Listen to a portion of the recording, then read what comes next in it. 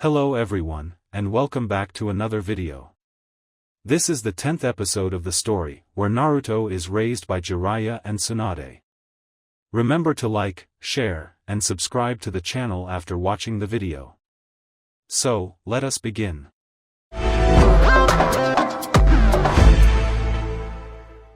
Wood release, nativity of a world of trees. Huge green vines emerged from the ground, and forcefully opened the village's gates open, almost tearing them from its hinges. A couple seconds later, a tide of grey and black-clad ninjas rushed into the village, screaming battle cries, cheers, and in some cases, profanities. And the two resurrected Kage could do nothing but watch powerlessly as the invaders flooded the village. At the very least, we'll see how strong the village's ninja got after our demise, Hashirama stated, earning a glare from his younger brother in return. What? Excuse me for trying to see the bright side of our predicament. Before a fraternal argument could take place, the force controlling their bodies made them to join the invaders in the destruction of Konoha, and went in different directions. On its own, though large, and even having bypassing the walls, Orochimaru's army wouldn't have a chance of dealing much damage to Konoha. Unfortunately for Konoha, the invaders were also supported by a no small amount of giant snakes, including the snake boss, Manda, as well the resurrected Hokage. Fortunately for the defenders, two of Konoha's strongest jonin, who were in the middle of one of their allegedly casual competitions before it was time to get to work, witnessed everything and went for the most obvious threat, the giant, rampaging purple snake. Alright Kakashi, we can still salvage our competition, Guy stated as he enthusiastically dashed towards the snake boss. Guy, Konoha is being invaded, and you still care about our competitions? Kakashi asked in disbelief. They aren't mutually exclusive. We can see which one is better at defending the village, Guy suggested as he prepared to attack.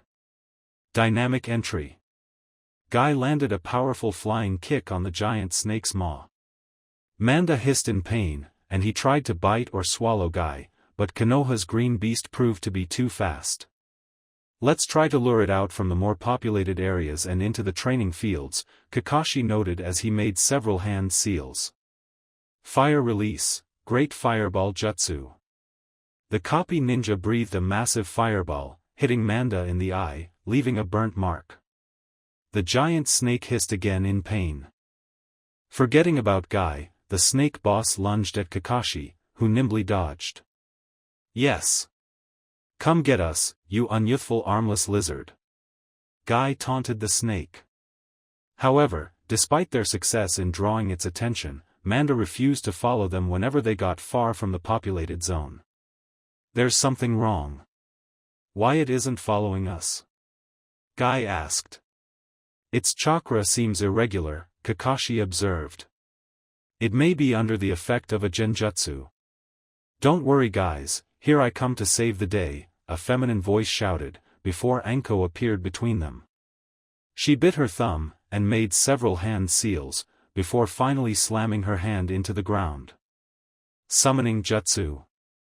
A giant gray snake appeared before the three ninjas, though not near as large as Manda was. Upon noticing the snake boss, Anko's snake disappeared, just like the purplet expected. However, contrary to what she was expecting, Manda did not disappear.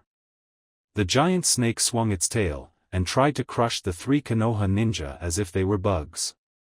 Fortunately, they managed to dodge it in time, but they couldn't prevent a house from being demolished by the snake's attack. The hell? Summoned animals disappear if they're summoned by two people at different sides of a conflict, Anko protested. The snake's chakra is irregular. I believe Orochimaru put it under some kind of genjutsu. That would explain why it didn't leave, Kakashi reasoned. It would also explain how he finally managed to get the snake boss to do his bidding, Anko continued. From what I know, Orochimaru never earned Manda's respect. Then how are we going to get rid of it? Guy asked, clenching his fists. The old-fashioned way, Kakashi grimly said. But I presume that, if we break the genjutsu, the snake will leave on its own. If what you told me is true, then this Manda won't appreciate being mind-controlled into doing somebody else's bidding. Guy, do you think you can keep the snake distracted? You only need to ask, Kakashi. Now let's go. Guy cheered as he dashed towards Manda, followed by Kakashi and Anko. In another part of the town, Yugao and her fellow ANBU were fighting against some of Orochimaru's goons, which were supported by a giant snake. While her comrades deal with the human forces, she would fight the snake. Shadow Clone Jutsu, 2 clones of Yugao appeared at each side of the original. They unsheathed their katanas and charged forward, leaving a trail of afterimages. Dance of the Crescent Moon. The giant snake hissed, and lunged at the 3 of them. Before it could sink its fangs into whether the original or the clones, they jumped in different directions, leaving many afterimages that confused the giant snake. And a single moment of confusion is all Yugao needed. With a swift strike, the ANBU woman and her clones quickly sliced the snake from 3 different sides. The purple-haired woman wouldn't give the giant reptile time to recover, and she charged again. The snake managed to bite a clone, but the original and the remaining clone slashed it again. The snake couldn't take it anymore, and it was forcefully unsummoned. Great job, Cat, a bird-masked ANBU praised, while fighting against a couple Odo ninjas. Without the summon, these rabble stand no chance against Konoha's ANBU. Yugao cheered as she joined her partners. Let's show them dash, Yugao suddenly stopped. A ridiculously powerful chakra had entered her sensory range, and in no time was upon them. The chakra then began to change in a way Yugao knew what was going to happen. She disengaged the Odo ninja was fighting against and jumped into a nearby roof. Everybody, flee! Huh? A rat-masked ANBU asked in confusion. But it was too late. Water release, water formation wall. Suddenly, the ninja who didn't heed Yugao's warning, both Konoha and Odo, were washed away by a massive watery torrent. When the torrent disappeared, only corpses remained. Yugao and a couple other ANBU did manage to avoid the deadly attack. What who? A bird-masked ANBU asked, feeling a mix of horror and confusion. I think that's the culprit, Yugao pointed with her sword to a man with white spiky hair, wearing an outdated blue armor. No way, the other ANBU, who was wearing a ferret mask, shouted. That's the Second Hokage. It can't be. It can, Tobirama himself answered. I've been revived by Orochimaru via impure world resurrection. I'm nothing but his puppet, and he's using me to destroy the village. Now, you've seen my power. If you value your lives, you should flee. While the 3 ANBU were in no small way afraid of having to face a Hokage, they didn't budge. With all due respect, Hokage-sama, that's not going to happen. We swore to protect Konoha from any threat, no matter how big, Yugao declared as she adopted a fighting stance. Her partners did the same. Tobirama smiled. I'm glad to hear that, especially from the special corps I founded. Still, it would be wise if you asked for help in dealing with me. The village is being attacked. I doubt there are that many ninja not busy right now, Yugao replied. So be it then, Tobirama started to make hand seals. Water release, water severing wave. The second Hokage released a high-pressure water stream from his mouth at the ANBU. The 3 of them jumped to avoid the attack, but it came with such force and speed that not all of them could, and Ferret was cleanly cut in half, his life ending that moment. Bird made several hand seals. Lightning release, Thousand Thunder Needles, the ANBU then thrust his hands forward, releasing a barrage of white glowing electric needles. However, displaying an spectacular skill, Tobirama dodged the attack and dashed at Bird in a zigzag. Bird tried to cut Tobirama with his tanto, but he only hit an afterimage. Sorry, was the last thing Bird heard before the first Hokage appeared from behind and snapped his neck. Yugao moved to attack from behind, but Tobirama got out of the way before her katana could even touch him. Moving at an imperceptible speed, Tobirama was once again behind his unsuspecting enemy. He drew a kunai and prepared to sink into the purplet's back. "You're a brave kunoichi. It's a pity it has to end like this," Tobirama sorrowfully but stoically said before ending Yugao's life. Suddenly, something unexpected happened. The moment the kunai sank into the kunoichi's flesh, Yugao burst into a murder of crows that began to fly around the deceased Hokage. "What the Senju ninja asked, before realizing what was going on. "Oh, I see." He made a hand seal, and after a burst of chakra, the genjutsu was undone. The world returned back to normal, and in front of him there was the cat-masked ANBU, alongside a new enemy. A young man with dark gray hair and red eyes Tobirama knew too well. "Itachi-san, thank goodness you came," Yugao gratefully said. "This enemy is too much for you," Itachi stated, without a hint of condescension. "I think it's also too much for me. But I believe I stand a better chance against him. You'll be more useful elsewhere." As much as it pained her to admit it, she conceded that Itachi had a point. "All right. Stay safe," was all Yugao said before departing. "You're a skilled ninja, Uchiha," Tobirama pointed out.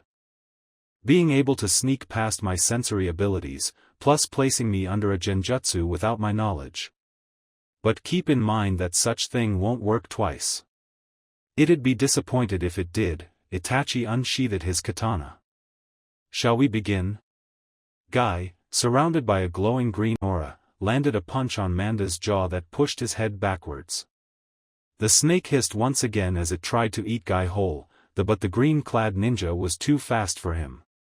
Kakashi and Enko flanked the giant snake from opposing sides. "Enko, now!" Kakashi shouted. Enko nodded, and both of them started making hand seals. Fire release, dragon fire bullet. Fire release, great fireball jutsu. Once again, both fire attacks hit the snake in full. Manda cried in pain, and swung his tail wildly in an attempt to fend off his attackers. He missed, but in doing so he destroyed a couple houses and hit several Konoha and Oto ninja fighting each other. "Damn it, this isn't working," a frustrated Enko protested. "Indeed. We're only helping spread the destruction," Kakashi agreed, then he looked at his eternal rival. "Guy, how many gates have you opened?" "4, was Guy's response. "I think you should open another one," Kakashi advised. "Very well then." Guy's green aura glowed more intense as his body got ready to release more chakra. Gate of limit, open. However, before Guy had the chance to do so, a huge shadow bloated the sky. Looking upwards, they saw a massive toad wielding an equally massive sword falling from above. The giant toad landed on top Manda. The giant snake hissed in pain once again. Kakashi recognized the toad as Gamabunta, the toad boss. Painful memories of his late sensei invaded his mind. "Don't worry, I'll make sure this scumbag doesn't cause any more problems," Gamabunta stated, as he kept Manda trapped under his weight. "Thanks a lot, Gamabunta-san," Kakashi greeted. "Is not Jiraiya-sama with you?" The toad shook his head. "He went to face Orochimaru. He summoned me so I'd deal with Manda." Enko's eyes opened wide in shock. His hand reached the base of her neck for some reason. "Wait, that traitor is here?" "Yes, he was witnessed north of here and wait." "Where are you going?"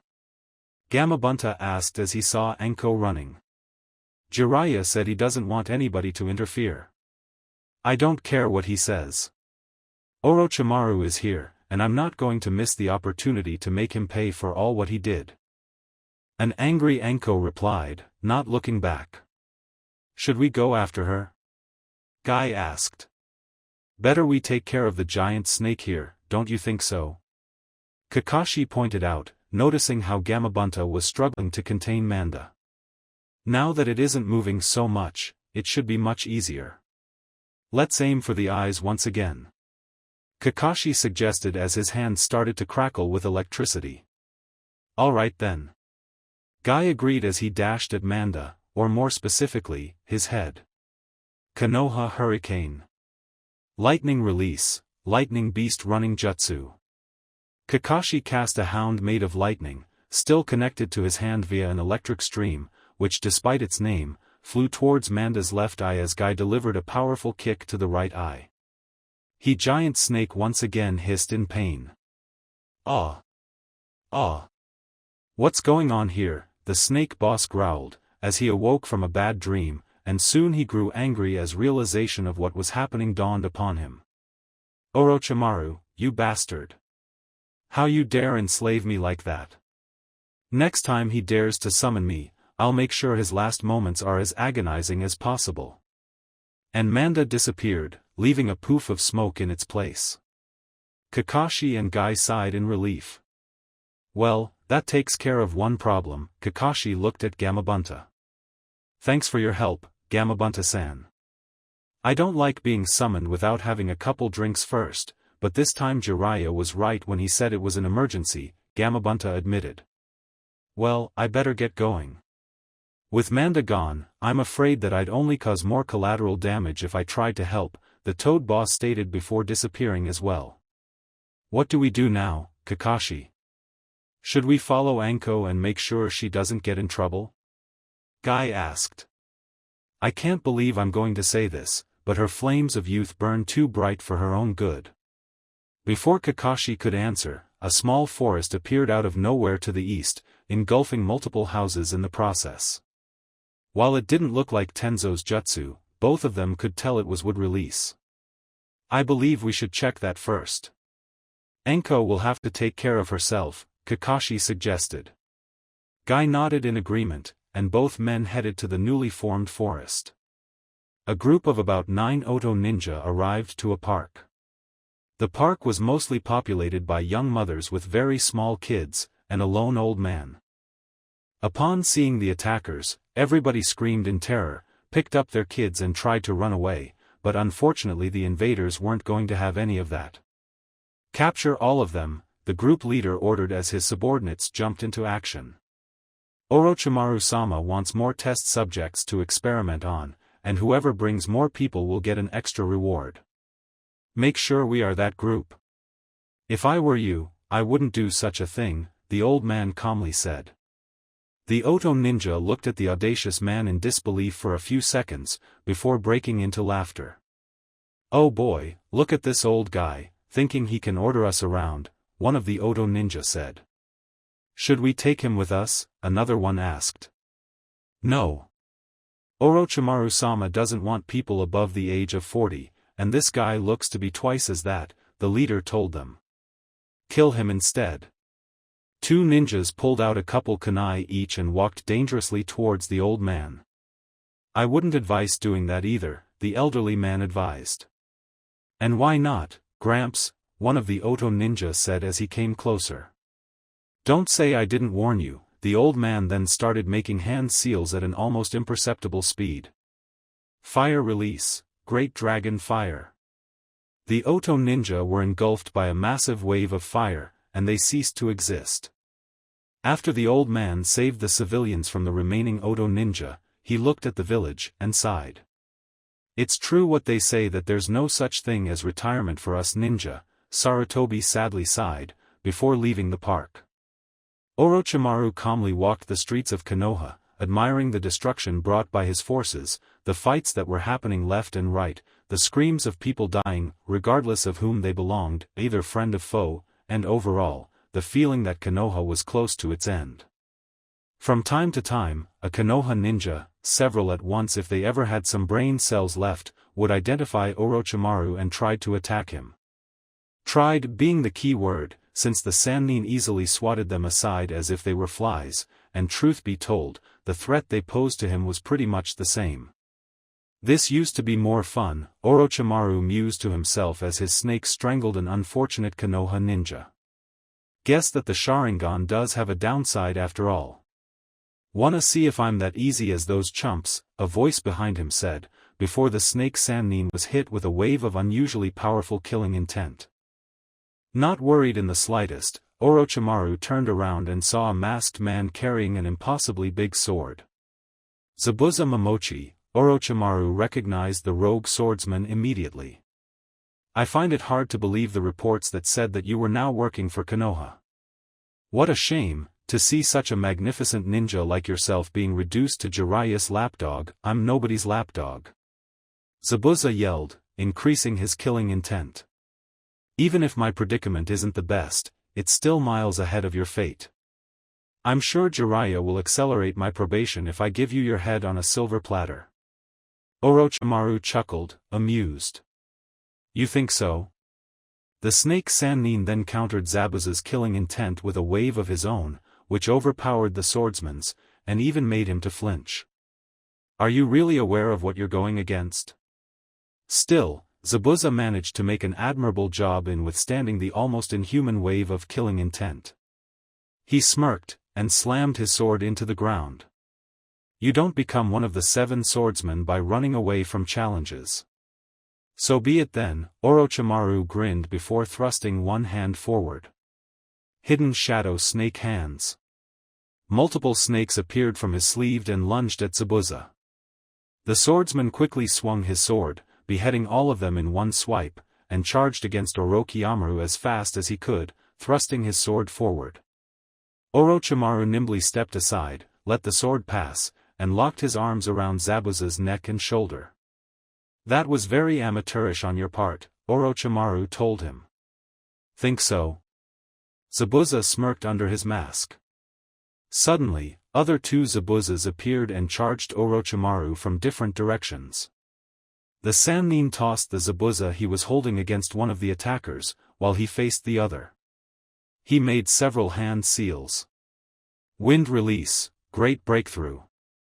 Thrusting his arms forward, the snake Sannin cast a gale-force burst of wing that turned Zabuza, who revealed itself to be a clone, into a puddle of water. The other 2 Zabuzas wasted no time and attacked from behind, but Orochimaru extended his arms, and snakes came from his sleeves, biting them in the neck, turning them into puddles of water as well. Why don't you stop hiding behind your clones and come out to fight me yourself? Or are you a coward? Orochimaru taunted. Zabuza jumped from a nearby roof, landing in front of Orochimaru. I do not appreciate being called a coward, presumably, Real Zabuza stated as he grabbed his sword.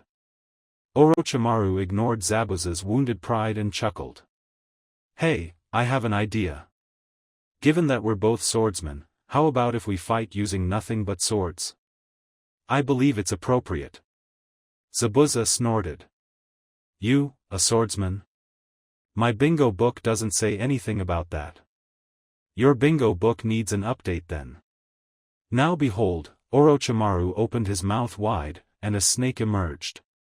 The snake also opened its jaws, and a sword came from its throat. Orochimaru grabbed the blade, while the snake returned inside the Sannin's body. He twirled his sword, a double-bladed straight one with a golden handle, and shot the Kiri ninja a chilling smile. So this is my sword. What do you think? Zabuza's eyes were wide open. He couldn't believe what he was seeing. Which would make his fight against Orochimaru even harder. Is that the sword of Kusanagi? Correct. I would have been disappointed if you of all people didn't recognize it, Orochimaru replied with slight amusement, as he made a couple of air swings. Shall we begin? Before Zabuza had a chance to answer, Orochimaru was already charging, his sword hungry for flesh and blood. Zabuza managed to snap out of his stupor in time, and parried the initial hit. Sparks flew the moment both weapons clashed. Using his sword's superior size, Zabuza pushed Orochimaru's back and prepared to swing again. Too slow. Orochimaru cackled as he quickly tried to stab Zabuza. Zabuza, however, was aware of this, and moved his sword so Kusanagi would pass through the hole of the upper side. In another quick movement, he then moved his sword into the opposite direction, leaving Orochimaru's sword locked. Very well, Zabuza, Orochimaru praised, his grin never leaving his face. It would have been a valid tactic if my blade didn't have so many perks. Kusanagi's blade started to glow with a blue light, and Orochimaru pulled his sword, releasing it while cutting Zabuza's executioner's blade as if it was butter. "My sword!" a panicked Zabuza shouted. Orochimaru capitalized on Zabuza's shock, and tried to stab him again. Zabuza noticed, and moved to the side. Unfortunately, he was too slow, and the sword ended up slashing his shoulder. "Now die!" Orochimaru shouted before lunging at Zabuza once again. The Kiri swordsman made a hand seal, and suddenly a very thick mist covered the area. The swordsman managed to get away, since Kusanagi only pierced thin air. The Sannin activated his Sharingan in order to see through the mist, but much to his shock and anger, his stolen bloodline limit wouldn't be of any help. The mist dispelled itself a few seconds later, but Zabuza was nowhere to be seen. "And you said you hated being called a coward. Come back here and face me." Orochimaru yelled to no one in particular. "Come now, don't be angry just because a man follows his self-preservation instincts," a voice behind him said. "Besides, I'm sure I can provide a much better challenge." Orochimaru turned around, and his anger instantly melted, replaced by pure sadistic joy. "Jiraiya," Orochimaru was grinning widely. "I was hoping that you would come out and play with me a little. By the way, I heard that you somehow married Tsunade. However, I didn't get any invitation to the ceremony. You really hurt my feelings, Jiraiya." "Feelings? You have those?" the white-haired Sannin snarled. "Anyway, when I'm done with you, your feelings won't be the only thing I hurt." "Ah, I see that time didn't reduce your bravado in one bit. But unfortunately for your ego, you're about to get a reality check. Especially once I show you the surprise I have prepared, specifically for you. You're going to love it," Orochimaru sadistically grinned. "Unless said surprise is your own head in a spike, don't bother." Jiraiya started to make hand seals. Fire release, flame bullet. Jiraiya breathed a huge fireball at Orochimaru, who didn't bother to dodge, letting the fire consume him. However, when the fire died down, all what was left was a melting mud clone. And before the Toad Sage had any time to react, two snakes emerged from below, and wrapped themselves around the Sannin, pinning his arms against his body.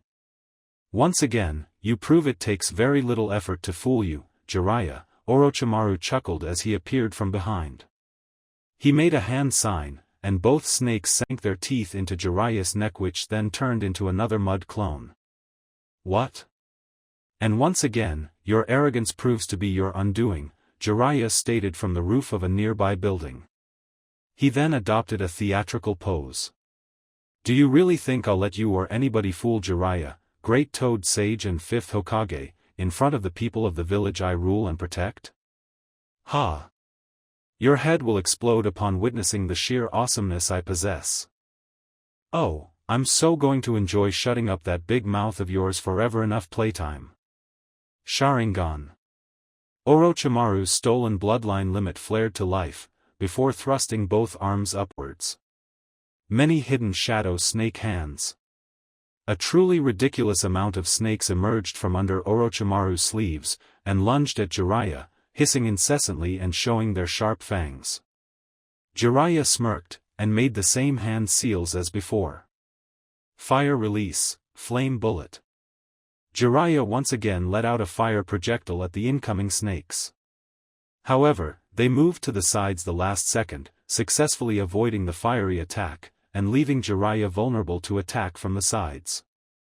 However, Jiraiya did something that neither the snakes nor their evil master were expecting. The white-haired man jumped backwards, and used the fire that was coming from his mouth to propel himself far from the snakes, which failed their attack. "You can't escape from neither me nor my eyes, Jiraiya," Orochimaru's voice said from behind. "These eyes can see everything." Turning around while in mid-air, Jiraiya saw the surreal image of Orochimaru riding a massive amorphous mass formed by hundreds of snakes. Upon seeing their prey, many of the reptiles lunged at him. Unfortunately for them, Jiraiya wasn't Hokage because of his, in his opinion, unbelievably handsome face. He made more hand seals.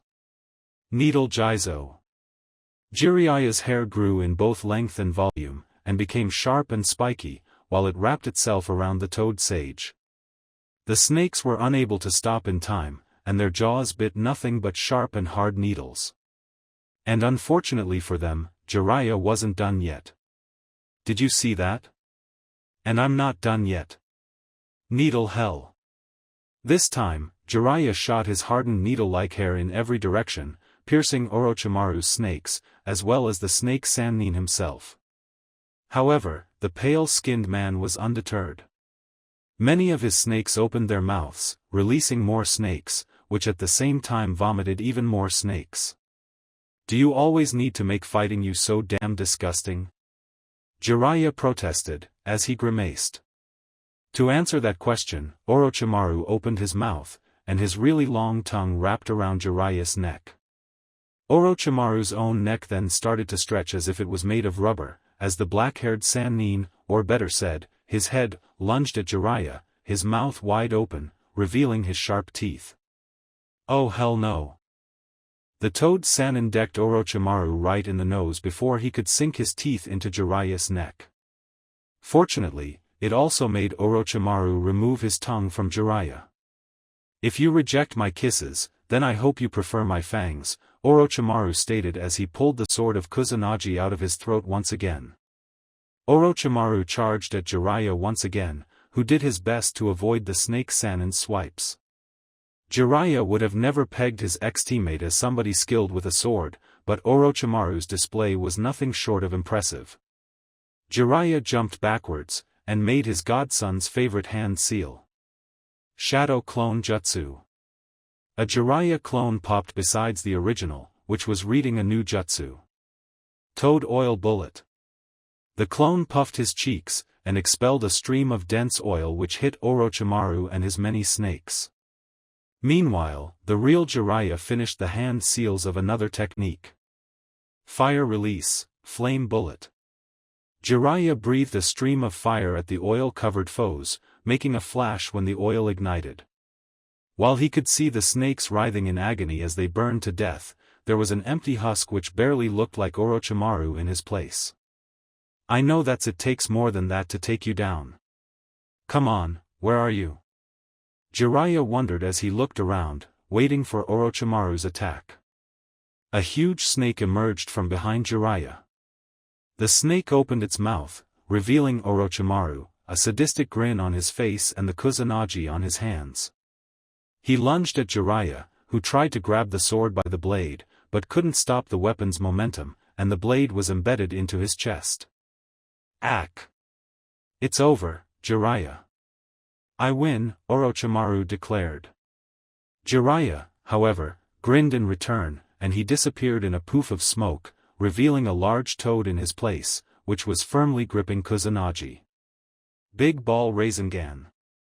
The toad disappeared at the same time its summoner appeared from behind, and the toad sage slammed his enhanced Rasengan into Orochimaru's back. When the contained chakra was released, it created such an explosion that sent the snake Sannin spiraling forward, until he crashed against a building. The attack had left Orochimaru badly wounded and bloodied, with many nasty-looking bruises and even some missing body parts. Unfortunately, the damage done didn't mean much as the snake Sannin regurgitated a new, completely healed body in no time. You can't defeat me, Jiraiya. The sooner you accept that, the sooner can this nonsense end, Orochimaru taunted. Keep believing that, you traitor. You'll only make my victory all the sweeter, Jiraiya retorted. Orochimaru chuckled, amused. Still thinking that you can do anything you want if you just work very hard for it? Always the idealist, Orochimaru shook his head in disapproval. Just like the old times. You never changed, Jiraiya. Guess that old saying rings true, once a buffoon, always a buffoon. A buffoon that has become Hokage, something that you wanted to be so badly, Jiraiya fired back. Orochimaru's smile disappeared. Oh, did I hit a nerve? Being Hokage was just a means to get my hands on the forbidden scroll of sealing, something that's already in my power as you probably know now, Orochimaru countered, recovering his cool. So what if you became Hokage? All accomplishments are meaningless in the face of death, which will come for everybody, except for me. And while you may be remembered as a Hokage, I will live forever to see all my ambitions realized. Maybe your accomplishments will die with you, but not mine. Do you know why? Because I live for somebody else other than myself, Jiraiya told him. So, seeking solace in altruism. Unsurprising, given that's the lie of the week. Those who live their lives for others is because their own lives are not worth living. Or maybe you couldn't stand the memories of being surrounded by your betters, so you seek the company of those weak enough to need your help and pity? Orochimaru taunted him, as he licked his lips. Oh, I am surrounded by my betters, Jiraiya replied. It would have taken very little for Minato to surpass me had his life not been cut short. And his son will probably take even less time than him to do so, to say nothing of his little siblings. Yet look at you, Orochimaru. No apprentices to call your own, just minions and test subjects. You had apprentices once, but you ended up betraying them. Afraid that they would surpass the oh-so-mighty genius? And today, one of those apprentices will claim her revenge, an angry, female voice shouted. Both Sannin watched Anko landing beside Jiraiya. Her face had a murderous expression, as her hands gripped two kunai tightly. Anko-chan? Kukuku, this is surely a surprise, Orochimaru chuckled. Let's see if you keep laughing when I flay you alive, the snake mistress threatened. Still want a round 3? Didn't you learn anything from our fight a few months ago? Even without the Sharingan, you won't stand a chance against me, Orochimaru told her. Anko, you need to leave right now. He's right, he's too powerful for you. Jiraiya agreed, urging the kunoichi to leave. Orochimaru chuckled. For once, you said something sensible, Jiraiya. No. He needs to die by my hand. I know that he's too much for me alone, but together we can defeat him. Nobody knows him better than me. He taught me almost everything I know. Anko protested. I taught you everything you know, Anko. Not everything I know, Orochimaru pointed out. Anko, please. I can't fight and keep you alive at the same time. You'd only get in the way. Jiraiya pleaded, but to no avail. Anko, leave now, this is an order from your Hokage. Sorry, Hokage-sama. You can court-martial me later, but there's nothing you can tell me to make me walk out of this fight, Anko firmly declared. Jiraiya sighed. He knew there was no way to win this argument. He decided to cut losses. Alright, you can stay. But you'll act as my support. Stay behind me, provide me some cover, and attack only when Orochimaru shows an opening. Understood?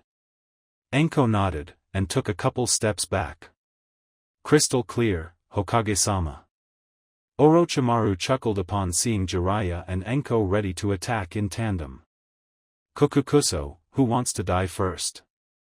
Konoha Hospital. It didn't take long before dozens of ninjas started carrying their injured companions to the hospital in order to be healed, bringing the news of Orochimaru's attack.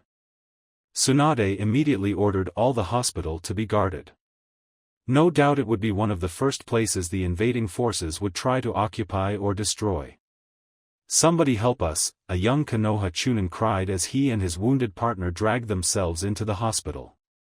Bring the wounded to one of the free beds. A medic nin will treat him when possible.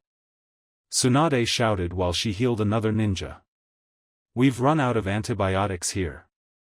Shizun called. Damn it, somebody go fetch more, the slug Sannin roared. However, despite all the chaos going around her, her concentration never wavered, and managed to stabilize the wounded ninja, keeping him out of danger. Once she was done, she moved on to another one who, for some reason, had a tree branch impaling his sides. What the hell? How did you get hurt with a tree branch? It's no normal branch, Tsunade-sama, it was wood release, the wounded ninja's partner replied. Tsunade sighed in frustration. So Orochimaru finally managed to infuse his troops with wood release. This is very bad news, Tsunade gravely stated as she removed the tree branch and started to heal the wound. Actually, it wasn't some random minion, it was the first Hokage himself, the second ninja stated. Tsunade looked at him as if he grew a second head. Then, her face formed a snarl of fury. I'm not in the mood for these kind of jokes. Hisn't joking, the ninja Tsunade was healing managed to say, coughing some blood in the process. Don't speak, Tsunade ordered. We are not lying, Tsunade-sama, it was him, your grandfather. Hashirama Senju. Orochimaru somehow brought him back to life and made him his puppet, the first ninja continued. Tsunade-sama, we're getting reports about the first and second Hokage in the battleground. Shizun called. Some people think that they're impersonators, but they have abilities that should be impossible to emulate. Tsunade remained silent as she worked on closing the wound of her current patient. While she did so, she pondered what to do next. Ideas and possibilities raced through her mind, some of them being considered, others being tossed aside. The moment she managed to stabilize her current patient, she took a decision. Shizun, you're now in charge of taking care of the wounded. I need to go, Tsunade solemnly stated. What? Tsunade-sama, you can't be serious, the black-haired woman screamed. I am. If my grandfather and granduncle are out there, I need to see it with my own eyes, Tsunade replied. But what about the wounded? This is where you can help the most. We need you here. Shizun pleaded. You'll do fine without me, Shizun. Besides, there's an old saying that says that the best way to heal a wound is to make sure it never happens to begin with. Konoha has very few ninja who can deal with the likes of the first and the second. I'll make sure they won't wound nor kill more of our comrades, Tsunade explained. Shizun remained silent for a bit, she looked down, and sighed, seemingly accepting her master's decision. Fine, but be careful, okay? I want you to live so you can see my kid. Tsunade smiled. Don't worry, Shizun. Many people tried to kill me, and none of them succeeded. This time won't be different. Tsunade stepped out of the hospital, and looked around. It didn't take her to see the massive forest that wasn't there an hour ago. That's where she should go. She had to shut down her inner medic who asked her to tend the many wounded across Konoha, but she had a new duty to fulfill. A family reunion with her long-deceased grandfather. Fire release, Great Fireball Jutsu. Water release, Great Water Wall. Itachi breathed a massive fireball at Tobirama. At the same time the second Hokage created a massive circular wall of water around himself that safely put out Itachi's fire attack. The fact that he made out without using an existing source of water made the act even more impressive. I heard about the second's prowess with water jutsu, but this, the Uchiha thought, trying to push distressing thoughts out of his mind. My experience fighting Shizun will be of little help here. You'll have to do better if you hope to defeat me, Uchiha, Tobirama stated in his nerve-grating neutral and stoic tone. He then made a hand seal, releasing a burst of chakra through his body that undid a genjutsu Itachi had quietly placed upon him before. And dropped the genjutsu. You caught me off guard before, but that won't work a second time. Can't blame me for trying, Itachi replied. I fought plenty of your kin during the Warring States era. I seriously hope your clan developed something new, Tobirama stated. Then he started doing hand seals again. Watch out. Water release, Water Dragon Bullet. This time, Tobirama didn't need to create more water literally out of thin air, and using the water of the previous attack, he made a dragon-shaped water construct that lunged at Itachi with a fiery roar. The Uchiha made a single hand seal. Shadow Clone Jutsu. A single clone appeared alongside Itachi, and pushed the original high into the air, avoiding the dragon-shaped torrent, albeit the clone wasn't so lucky. While in mid-air, Itachi's Sharingan caught Tobirama leaping at him like a rocket, kunai in hand. Itachi barely had time to parry the attack with his own katana. Itachi pushed the albino Senju back, and returned to the ground. "You're fast. Even with my Sharingan, I could barely keep track of your movements," Itachi observed. "My lifetime of experience fighting Uchiha taught me that no matter what your clan says, even the Sharingan has its limits," Tobirama told him. "Relying on a bloodline limit too much, no matter how powerful, will lead to doom. And while I agree with that, I believe my eyes will be a necessary tool not only if I want to win, but if I want to come out of this alive," Itachi replied. Tobirama remained silent for a moment, and stared at Itachi quizzically. "You know, you don't look like most of the Uchiha I met in my time." "Your eyes, what about them?" Itachi asked. "The eyes of the Uchiha often reflect pride and hatred, but yours," Tobirama narrowed his own eyes. "I can only see regret." "Don't we all have things we regret?" Itachi retorted. "True, but not all of them are of the same magnitude," Tobirama replied. Then he suddenly grew concerned. "Watch out." Itachi prepared to defend as Tobirama once again started to make hand seals. "I'm afraid you're not going to like this. Een release, bringer of darkness." The entire battlefield was engulfed by shadows, leaving Itachi completely blinded. "I will keep talking so you can pinpoint my position through my voice." "I believe you can do that?" Tobirama asked. "Don't worry. While powerful, I learned how to fight without relying on my eyes," Itachi answered as he tried to locate the Hokage. "You're one of a kind, Uchiha," Tobirama praised, as he dashed Itachi from behind, in a diagonal angle. Itachi managed to turn around, and raise his katana. The sound of metal clashing revealed that Tobirama's attack was successfully blocked, but when he tried to counterattack, his sword only stabbed thin air. "To your right," Tobirama warned him. Itachi moved to his left, and could feel the air displaced by the second's dash, indicating that he dodged the attack. But once again, he found himself unable to retaliate. "I just can't fight defensively all the time. If I don't attack, I'll end up losing." "Come on, calm down and focus on the sound of his steps," Itachi told himself. His breath slowed down, and he sharpened his ears. For a few moments, there was silence. Itachi's ears managed to grasp the sound of Tobirama's light steps, but they moved in random directions, clearly in an attempt to disorient him. Then, the attack came, "Watch out," albeit it didn't come from Tobirama, but from Itachi. The Uchiha managed to locate his foe just when he was going to attack, and Itachi moved faster. In a clean cut, he sliced the second's right arm, and part of his chest. The darkness was dispelled. But only a very confusing sight awaited the red-eyed man. Tobirama's wound wasn't bleeding. Not blood, at least.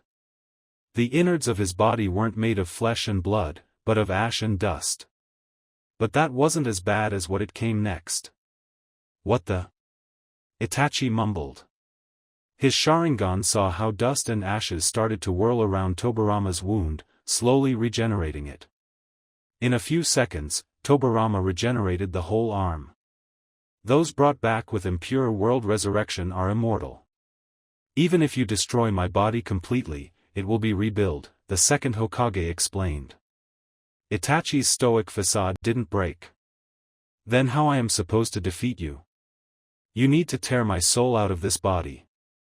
Or seal my body so it can't endanger more people. Or find the summoner and make him undo the jutsu," Tobirama explained. "How if I kill him instead?" Itachi suggested, as he started to pant. "I wouldn't recommend to do that. Killing the summoner wouldn't send those brought back to the place they belong, and they would keep trying to fulfill their master's last will until they succeed," Tobirama continued explaining, but stopped when he noticed something odd about Itachi. "Are you out of breath already? I swear you aren't older than 20. If your physical condition is so poor, then you won't last long against me." Itachi wanted to ask him what was he talking about, but he realized that his opponent was right.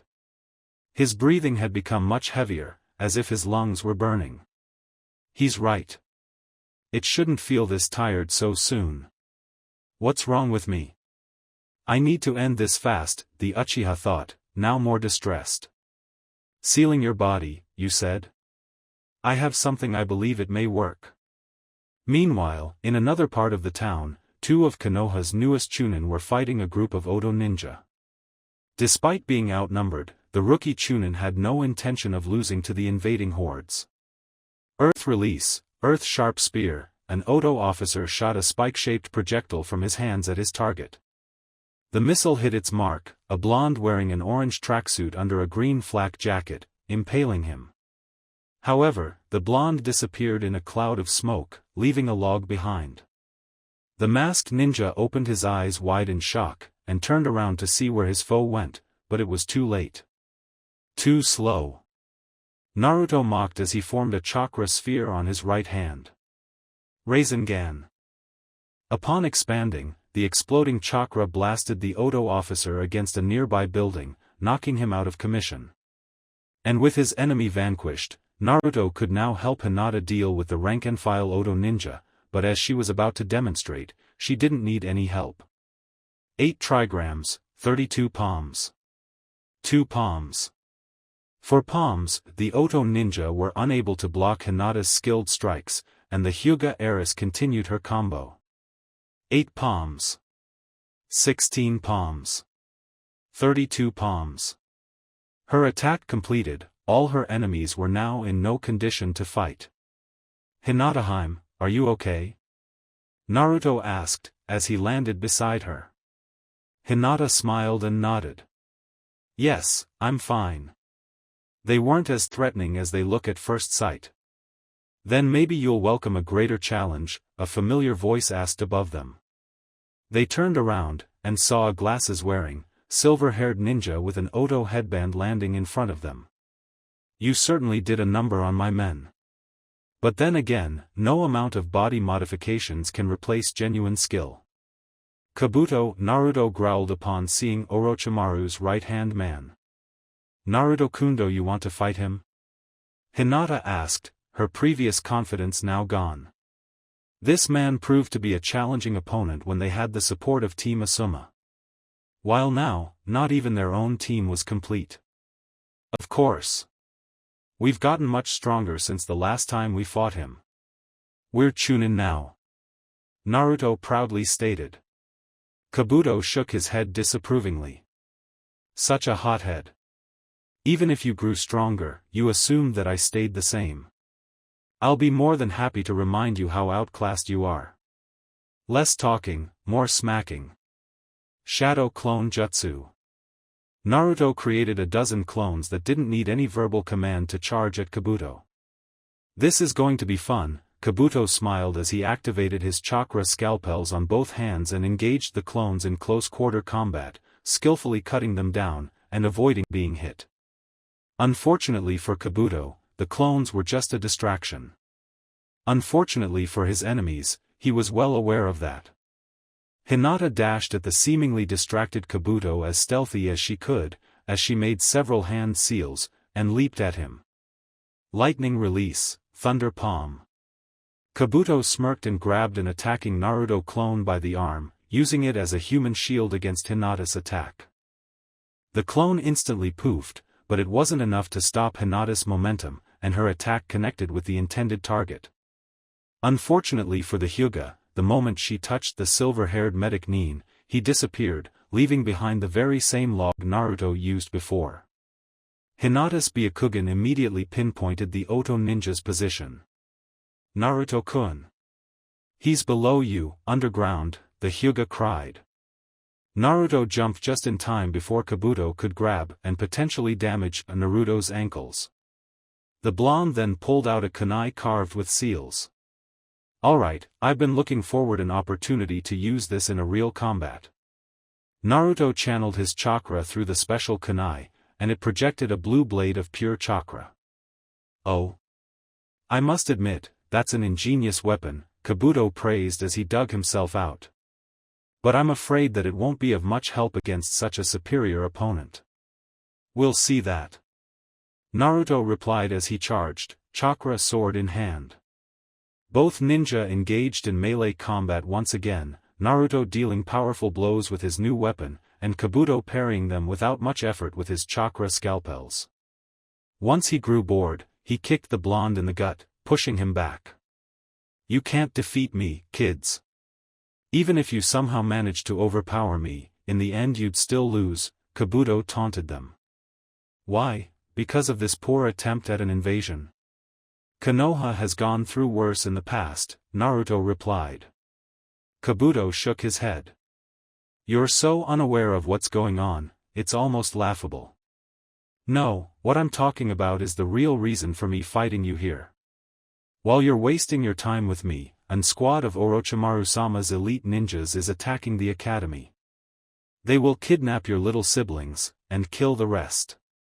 Yes, we know about their bloodline limits. Would release, huh? Who would have guessed?" Both Naruto and Hinata paled upon hearing those words, fearing the worst for their respective little siblings. You lie," Hinata accused, her voice trembling. "Yeah. Why would you need to distract me?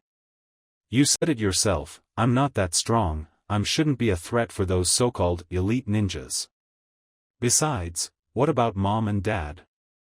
Naruto countered, his words coated in rage. "Orochimaru-sama has been watching you, among others, and has come to the conclusion that you are not to be underestimated. As for the other two Sannin, don't worry, they're distracted for a long time," Kabuto smiled wickedly. "In fact, I believe their mission has already been completed. So, to show you that I'm not lying, I will stop attacking you, and allow you to go to the academy, so you can see it yourself."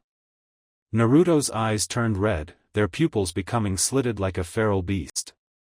"If you did something to them, I swear, Hanabi-chan," Hinata thought. "Tick-tock, Naruto-kun. The more time you waste with me, the less time you have to rescue your little siblings," Kabuto mocked him.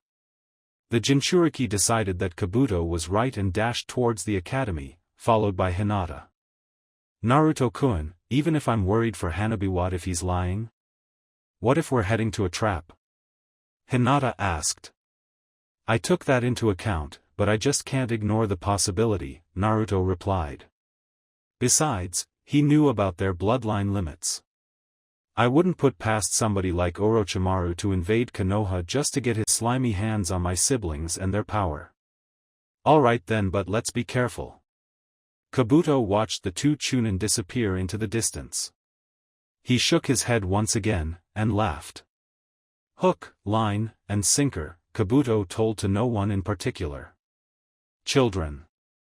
You're so naive." Even if Kabuto's words were true, Naruto was heading straight to a trap after all. Konoha Academy. The moment they took notice of the attack on the village, the teachers, led by Ebisu, immediately began the evacuation of the academy. "Get out in orderly fashion, but don't lag behind," Ebisu commanded. "Come on, the bunker is pretty close.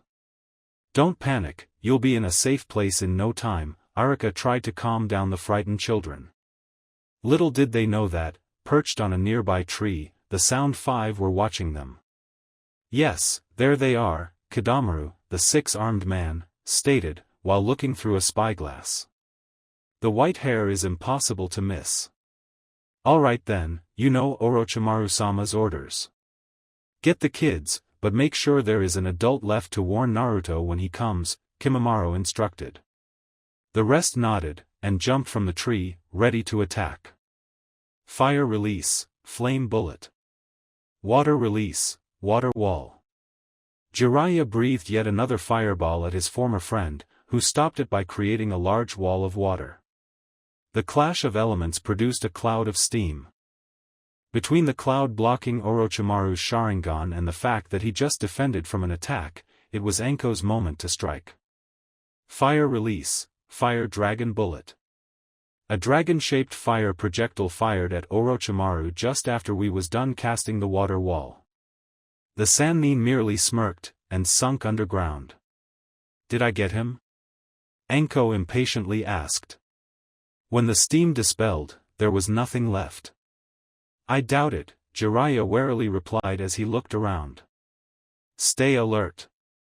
I can still feel his killing intent, feel this Jiraiya. Orochimaru shouted as he emerged underground just behind the Toad Sage, as he was about to sink his sword of Kusanagi into Jiraiya's back. Jiraiya turned around, but it was too late. There was no way he could move in time to avoid the Snake Sannin's mostly fatal attack. Fortunately, he didn't need to. What? Orochimaru saw shocked how his sword had been parried by a black, metallic staff, being held by the person he hated the most in the whole world. Even then, Orochimaru couldn't help but smile. Sarutobi Sensei came. Did you come here to die alongside your student? Hiruzen Sarutobi, wearing his battle gear and wielding the adamantine staff, pushed Orochimaru away from Jiraiya, and adopted a fighting stance. No, my former student. I came here to undo the mistake I made a decade ago by letting you go, Hiruzen defiantly replied. Orochimaru's Sharingan scanned his enemies, as his brain began to formulate possible strategies. But against these odds, he would be forced to use his ace in the hole. Look at this. My former sensei, former teammate and former apprentice, fighting together against a common foe, Orochimaru noted. Too bad not even with your combined forces stand a chance against me. You overestimate your Sharingan, Orochimaru. It won't be of much help against the three of us, Jiraiya retorted. True. Even with these eyes, the odds are against me. Thankfully, the Sharingan is far from being the only resource I possess to turn the tables in my favor, Orochimaru replied, and started making hand seals. Summoning Jutsu, Impure World Resurrection. No. Hiruzen's eyes widened in shock and dashed in order to stop Orochimaru from completing the jutsu, but it was too late. The yellow-eyed man slammed his hand into the ground, summoning two wooden coffins. One of the coffin had the kanji of fire above the kanji of fourth. The second one had a swirl, the emblem of the long non-existent Uzushigokure. The coffins opened, and their occupants stepped out of them, revealing their identities.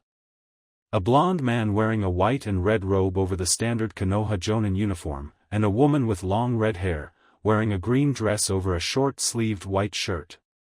Look at this, Jiraiya. Do you remember them? Orochimaru cruelly taunted, as the coffin's occupants stepped out of them. Minato Kushina, Jiraiya whispered in shock. Why the long face, Jiraiya? Aren't you happy to see your former apprentice and his wife? I thought your reaction would be happier one, the Snake Sannin continued his taunt. You, how dare you? Hiruzen was seething in anger. How you dare to use that abominable jutsu on the two people who sacrificed the most for this village? Does your evil know no limit, Orochimaru? I'm ashamed to think that I used to call you my apprentice. While Orochimaru enjoyed his sensei's rage-filled reaction, he paid it no mind. Now, I believe that the odds are once again in my favor. Minato Namikaze was so powerful, he used to be feared by the rest of the villages in a way no other ninja has been feared. Now it's Konoha's turn to feel that very same dread. The three Konoha ninja facing Orochimaru stared in shock as the occupants of the coffins stepped out of them. There was no mistake, those were Minato and Kushina, looking no different from the time the Kyuubi escaped, if they ignored the black eyes and the cracked skin that gave them such a creepy and otherworldly appearance. Besides Minato, I also have the Senju brothers, working to destroying Konoha at other parts of the village. Orochimaru grinned again as his Sharingan rested on his former sensei and former teammate. Now I only need you two to have the whole set. Where am I? A disoriented Minato asked, until he saw Jiraiya. Sensei? Is that you? You look so old. Kushina added. Jiraiya wouldn't have left such remark unanswered, but this was no time for jokes, so he decided to give them a brief summary of the situation. Yes, it's me. Orochimaru used a forbidden jutsu to bring you back to life. And the reason for why I look so old is that 13 years have passed since your death. The fourth and his wife weighed on Jiraiya's words, trying to find a sense for what was going on. But how is that I don't remember anything after the Kyuubi impaled us? Kushina asked. I have no answer for that, Jiraiya solemnly replied. How could you resurrect Minato? He used the Reaper Death Seal to seal the Nine Tails away. His soul shouldn't be available for you to defile. Hiruzen pointed out.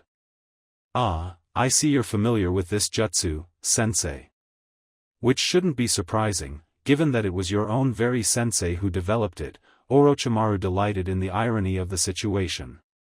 You could say that thanks to the knowledge of the Forbidden Scroll, I was able to find a way to retrieve Minato's soul. On one side, both Hiruzen and Jiraiya were thankful that Minato was no longer sealed inside the Reaper's stomach. On the other hand, being a slave to Orochimaru wasn't much better. Then again, there could be a way to undo the jutsu and give Minato's soul the peace he deserved so much. Kushina's arm started to twitch. I can't control my body. It's like if somebody else is manipulating it from the inside. Very sharp, my dear Uzumaki. While you might retain your free will, it's useless since I'm the one in control of your actions. You're nothing but my puppets, Orochimaru stated, and then he looked back at his opposition. You know, I have an idea. Sensei, why don't you fight against me, while Jiraiya fights against Minato? That way, two masters will die at the hands of their respective students. You certainly have to be too confident for your own good if you think you can take me on, Hiruzen replied. With these eyes, nothing is impossible, Orochimaru taunted, before deciding that the time for words was over. Anyway, I'm growing impatient for your death, sensei, so let's start already. Minato, Kushina, kill Jiraiya and Enko-chan, and then aid the rest of my forces in the destruction of Konoha. The orders already issued, Orochimaru jumped away, followed by Hiruzen. Where do you think you're going? The only master who will die at his students' hands will be you. Enko wanted to follow her former sensei and her former Hokage, but a red-headed kunoichi got in the way and attacked Enko with a pair of kunai. Hey! Sorry, but my body moves on her own, you know. Kushina stated in an apologetic tone. I'm afraid you won't be able to kill that bastard until you get rid of us first. So be it then, Enko replied as she thrust her arm forward. Hidden shadow snake hands. Several snakes shot from Enko's sleeve and lunged at Kushina. The redhead jumped backwards while she made several hand seals. Wind release, great breakthrough. Kushina blew a powerful gust of wind that pushed both the snakes and Enko backwards, much to the latter's surprise. Alright, since neither Orochimaru nor any of his snakes are close, maybe I can call for some help, Enko thought as she bit her finger and made several hand seals. Summoning jutsu. Enko slammed her palm into the ground, summoning a relatively large green hooded snake. Another snake summonariat you fight for Konoha. Are you related to Orochimaru? Kushina asked. Unfortunately, yes, Enko sourly replied. I used to be his apprentice before the bastard turned me into his guinea pig. I won't rest until he pays for what he did. With a hand command, the giant cobra nodded and lunged at Kushina. The Uzumaki kunoichi jumped in time to avoid the cobra's maws, and proceeded to do more hand seals. Wind release, air bullet. Kushina shot from her mouth several projectiles of compressed air against the giant snake. The air bullets made noisy explosions upon hitting the target. While it was hit by the first few, the giant snake was agile enough to dodge the rest, and hit Kushina with its tail, slamming her against a small house. The force of the impact was such that it brought the house down, burying Kushina under a pile of debris and rubble. Got you. Enko started to make hand seals. Fire release, dragon fire jutsu. Pouring as much chakra as she could, the snake mistress breathed a stream of fire shaped like a dragon at the pile of debris.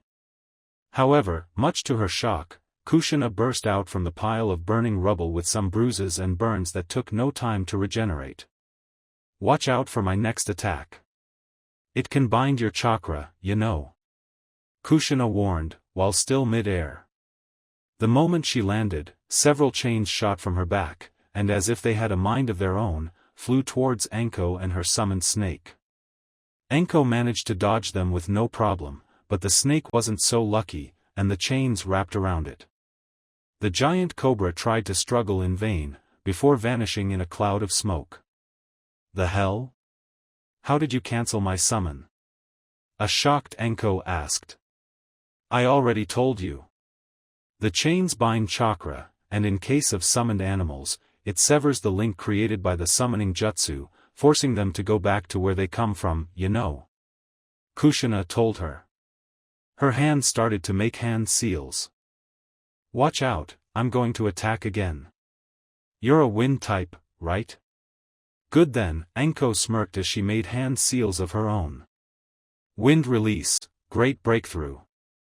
Fire release, dragon fire jutsu. Another fire stream and gust of wind were formed, and clashed against each other. Kushina's wind jutsu increased the power of Anko's fire jutsu, but her wind blew with such force that it stopped the fire from advancing any further, resulting in a stalemate. Stalemate that was about to come to an end when Kushina emerged from the flames, and before Anko had any time to react, she landed a punch at the snake mistress' face. Ow! My nose! Anko protested, as she grabbed her bleeding nose with one hand. Sorry.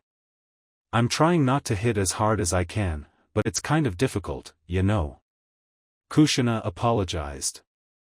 As she stood up and readjusted her nose, Anko was tempted to take a look at the other combat happening not far from them, but he knew the moment she took her eyes from Kushina, she would be dead. I hope Hokage-sama is having an easier time with your husband, Anko commented. Needless to say, given that Jiraiya was facing one of the most powerful and feared ninjas who ever lived, he wasn't having an easier time. Sensei, watch out! Minato shouted, drawing Jiraiya's attention. The Sannin paled upon seeing 6 three-pronged kunai on his late student's hands. Shit! Minato threw the kunai in multiple directions, all of them near Jiraiya, and instantly disappeared. Fortunately, Jiraiya had the perfect counter. Needle Jizo. Once again, Jiraiya's hair turned into sharp needles, and wrapped around his whole body, just in time to block a punch coming from behind from Minato. Nice reflexes, Sensei, Minato praised. Sensei, I noticed that Orochimaru's control loosened a bit. I'll try to hold back as much as I can. Jiraiya nodded. It seems that Orochimaru want to focus all his attention on Sarutobi sensei. Good, this might prove a fatal mistake on his part. Watch out, here I come again. Minato warned as he pulled out another three-pronged kunai, and vanished again. Jiraiya pulled out another kunai as well, and managed to successfully parry an incoming slash from Minato after he appeared besides the Sannin. Minato disappeared and reappeared near Jiraiya multiple times in order to attack again. Jiraiya managed to successfully predict and block most of his attacks, but soon he was unable to keep the pace, and Minato was able to land several swipes, before sending him flying with a powerful kick to the chest. Ugh! Jiraiya groaned as he got back on his feet. And this is you holding back? Minato smiled sheepishly. Sorry, sensei. I'm trying. I really am. It's okay. It's not your fault, Jiraiya replied. However, his eyes widened again when he saw Minato quickly retrieving his kunai, and tossing them at Jiraiya again. This time, he made a different approach. Earth release, earth-style wall. The white-haired Sannin slammed his hand into the ground, erecting a rock wall that successfully stopped the kunai in their tracks, but wouldn't stop Minato in any meaningful way. Now's my chance. Jiraiya thought as he made a clone. Camouflage jutsu. The real Jiraiya became invisible just before Minato shattered the wall with a Rasengan. You could have jumped above it, you know, the Jiraiya clone pointed out.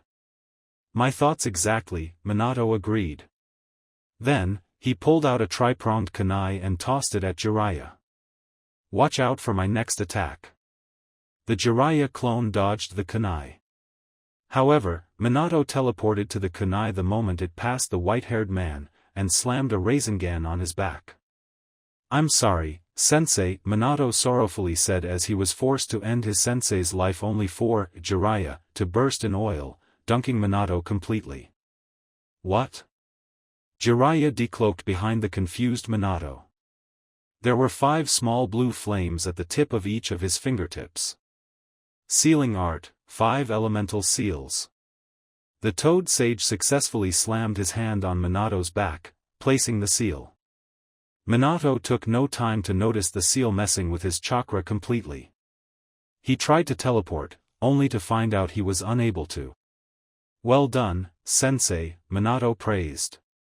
"But I'm afraid that'll only buy you a few seconds before I undo it." "That's all what I need," Jiraiya replied while making hand seals. Fire release, Great Flame Bullet. Minato was engulfed by a massive fire projectile, which set on fire the oil drenching his clothes. When the attack receded, only a burning body remained. Jiraiya sighed heavily, and looked at his defiled student with sad eyes. "Sorry, Minato. I swear that I'll make dash." However, Jiraiya's words were interrupted by something he wasn't expecting. The flames burning Minato's body started to shrink until they disappeared. Ash and dirt began to swirl around his body, restoring it to normal. After a few seconds, Minato looked no worse for the wear, and stood up. "Damn! This jutsu is way worse than I had expected. Plus, with our power, we're causing too much collateral damage. I better do something about it," Jiraiya thought, before seeing Anko dealing with Kushina. "Anko, get over here." Anko said nothing. She tossed a kunai with an explosive note at Kushina before dashing towards the Hokage. Kushina came out of the explosion with only a few wounds that took no time to heal, and landed beside Minato. Earth release, Swamp of the Underworld. The ground below Minato and Kushina's feet turned into a muddy swamp, trapping both of them, as they slowly began to sink. "Anko, follow me," Jiraiya shouted as he fled the scene. "Do you think that will be enough to stop them?" Anko asked.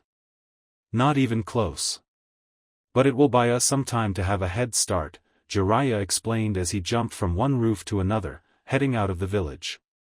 Minato put one of his tri-pronged kunai and tossed it at Kushina, who grabbed it. Minato teleported to the kunai the moment his wife grabbed it, who then tossed it outside the muddy area, and Minato teleported both of them out of the swamp. As soon as their feet touched solid ground, both of them gave chase to the Hokage and the Snake Mistress. "What is Jiraiya-sama planning?" Kushina asked. "I don't know. I think that for the time being, he wants to bring the fight out of the village so he can cut loose," Minato guessed. "But these bodies are immortal. No matter how powerful his jutsu are, he doesn't have the means to permanently kill us, you know," Kushina pointed out. "I'm sure he'll think something." "Jiraiya-sensei is a smart and resourceful ninja," Minato replied. "Some might call his optimism unrealistic. What about you? Can't you think in anything to undo this jutsu?" Kushina asked. "I'm thinking, but this is way out of my expertise. While I'm no stranger to jutsu that dabbles with life and death, this is something completely new," Minato stated. "Then let's hope Jiraiya-sama can come up with something. Orochimaru was his pal, after all," Kushina said. Konoha Academy Irika was thankful that the fights hadn't reached the academy yet. Hopefully they would have enough time to evacuate the children to the nearest bunker with no incidents. And events would have developed in such way if the perpetrator of the invasion didn't have the academy as one of his targets. "Come on, don't panic, and keep going in orderly fashion. In no time, you all will be safe," Irika reassured the distressed children, while the other 2 teachers present, Ebisu and Daikoku, also tried to quell the ensuing panic. Too bad panic was about to become much higher. Earth release, Earth-style wall. As those words were uttered, a massive stone wall was erected, cutting the path the group of children was following. A fat man with red hair styled in a mohawk landed on the wall. His face showed a smug smirk. "Sorry, I'm afraid this path is closed right now," the ninja stated. 4 other ninja, wearing similar clothes to the first one, landed behind the group. One of them, who had light blue hair, blue lips, and what appeared to be a hunchback, took a step forward. "Okay, let's make this short and sweet. We want those 2 kids with the white hair," the Oto ninja stated, pointing at Hagane and Kaida, who squirmed upon being identified. "Surrender them to us, and nobody gets hurt. Do you think we're going to hand you the children of the Hokage like that?" Ebisu replied. There was no point in keeping their heritage hidden, given that there could be no other reason for them being targeted. "Indeed. These children are under our care, and if you want either of them, you'll have to go through us first," Irika stated. Despite his bold words, his brain was struggling to come up with a way to repel the attackers.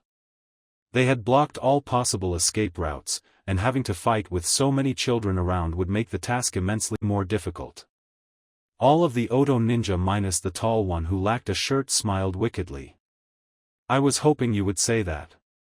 It makes our job much more fun," the blue-haired teen stated as he charged forwards. "Alright, let the game begin," a tan teen with 6 arms stated as he pulled what appeared to be a bow made of some hardened golden sticky substance from his mouth. "You pieces of shit have no idea what you're going up against," the lone girl, a redhead, stated. "Come on Taiyuya, there are kids here," the fat teen protested. "Shut your fucking mouth, fat ass," Taiyuya angrily replied. "This isn't good." Irika panicked as his hands went through hand seals. Worldly protective barrier.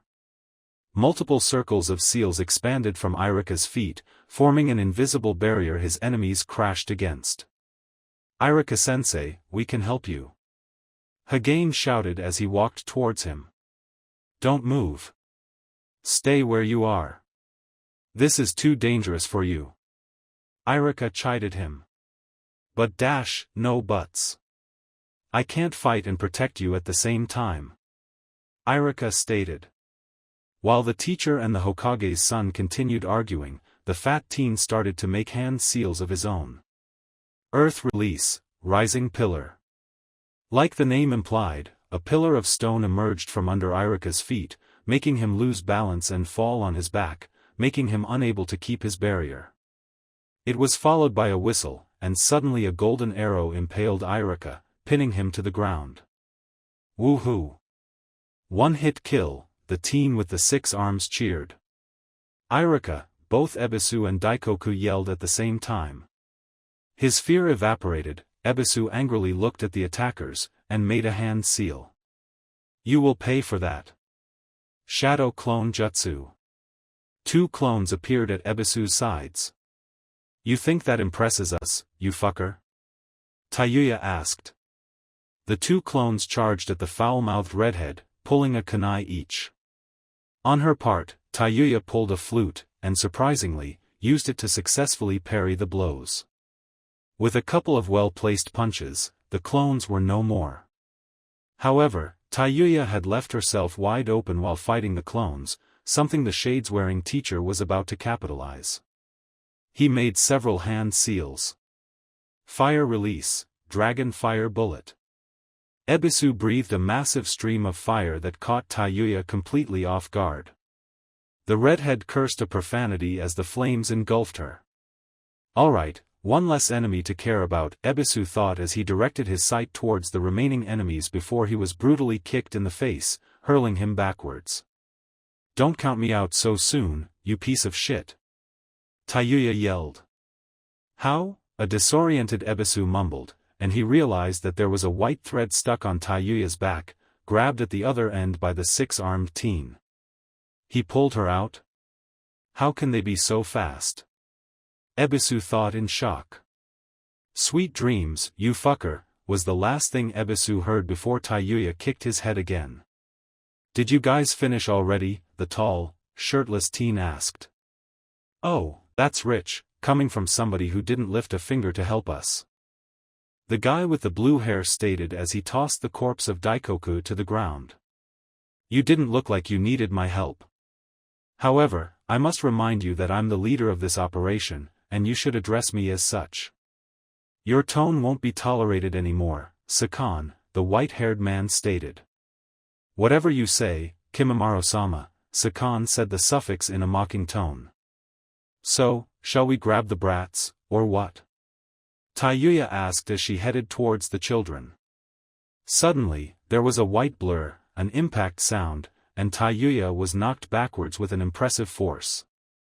Everybody had their mouths agape when they realized what just happened. The hell? The six-armed teen asked in shock. My eye. That fucking midget gave me a black eye. Taiyuya yelled as she held her hurt eye with one hand. If you touch me or my sister, you're going to regret it. Hagane defiantly claimed. His body started to glow with a white aura. You can't be serious, kid, you can't hope to defeat us. Be a good brat and come with us peacefully, Sakan told him as he walked towards him. Hagane lunged at Sakan, ready to punch him like he did to Taiyuya. However, Sakan saw it coming and caught the boy's fist in his hand before twisting it, and wrapped his other arm around the boy's neck, immobilizing him. Shit. This guy is much stronger than he looks. And what's with the weird-ass aura, the blue-haired teen thought. Let me go, you freak. Hagane protested as he squirmed. Don't worry, brother, I'll save you. Kaida replied as she made several hand seals at a rather slow speed, but she wasn't interrupted. Wood release, wood binding jutsu. Multiple wooden branches emerged from below the Oto ninja, wrapping around them. The hell? And that girl can use wood release? Kidamaru asked. No wonder Orochimaru-sama is so interested in these brats. While the others tried to futilely break from the tree branches, Kimimaro remained calm, and grew multiple bone spikes around his body, shattering the wood branches into splinters. Then, fast as lightning, he moved behind Kaida and knocked her out cold with a precise strike to the neck. He repeated the process with Hagane. Pathetic. To think you needed my help to deal with these children, Kimimaro stated. Come on, we need to get moving. Should we finish them off? Jirobo asked while he pointed to Ebisu and Irika. Kimimaro shook his head. That won't be necessary. Let's continue with the plan. And thus, the Sound Five left the scene.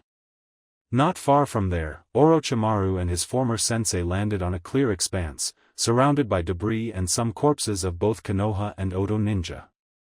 You know, sensei, I'm kind of glad that you managed to survive the Uchiha insurrection, Orochimaru grinned sadistically. He pointed the Kusanagi blade at him. That way, I'll get to kill you myself. The icing of the cake of Konoha's destruction. Then I see hunger in your future, Hiruzen replied, as his grip on the adamantine staff tightened. Said the prey to the predator. But enough talking, your death is long overdue. Orochimaru thrust both arms forward. Multiple hidden shadow snake hands. Multiple snakes emerged from Orochimaru's sleeves and lunged at Hiruzen like they did with Jiraiya not long ago. Hiruzen merely smirked, and with a deceptively high accuracy and speed, the former Hokage smacked all of the snakes with multiple quick strikes the moment they were any close to him. After he was done, he tossed the staff at Orochimaru. Orochimaru's Sharingan spun, and the snake Sannin easily dodged the thrown weapon. However, the moment it passed him, the staff turned back into Enma, the Monkey King, who tried to crush Orochimaru with a double fist slam, which the pale-skinned man dodged as well, albeit with a bit more effort. You'll need more than a primitive creature to tip the scale in your favor, sensei, Orochimaru taunted. Angry, Enma bared his fangs. I'll show you how primitive I can be, you traitor. The white ape dashed at Orochimaru, and launched a flurry of punches and kicks. The Sannin had little trouble dodging or blocking them, albeit he was forced to admit that the creature had a fair share of physical strength. Tired of dodging, Orochimaru went on the offensive and tried to impale Enma, who gracefully dodged every blow. You apes are starting to get on my nerves, Orochimaru darkly stated as he delivered another stabbing swing. Look how much I care, the monkey replied as he used one of his feet to grab the Sannin's wrist and pulled him closer, wrapping his arms around his neck, leaving him immobilized. Hiruzen, now. Calling Sarutobi was unnecessary as the former Hokage was already rushing towards the temporary helpless Orochimaru, ready to sink a kunai into his flesh. However, much to his surprise, 4 white snakes emerged from his back, tearing his clothes, as they tried to bite Hiruzen, forcing the old man to pull back. Their initial target out of reach, the snakes attacked Enma, who was forced to release the snake Sannin, and jumped behind Hiruzen. The Sannin then discarded his ruined clothes, leaving him shirtless. Hiruzen could see that the snakes were seamlessly attached to Orochimaru's back, as if they were additional limbs. He turned around and grinned at his former master. "Admiring my body modifications, sensei?" Orochimaru asked him. "They're truly a work of art. You can thank the Forbidden Scroll for that.